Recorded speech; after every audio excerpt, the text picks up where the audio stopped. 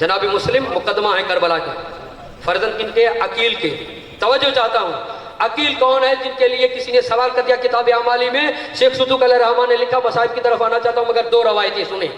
कहा कि या रसूल अल्लाह आप अकील से मोहब्बत करते? कहा दो वजहों से।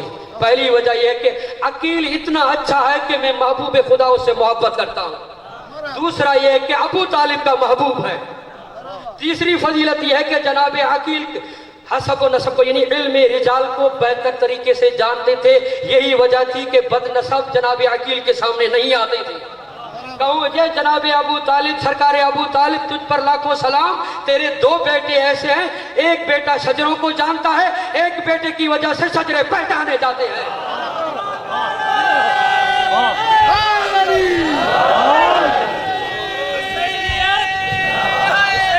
Oh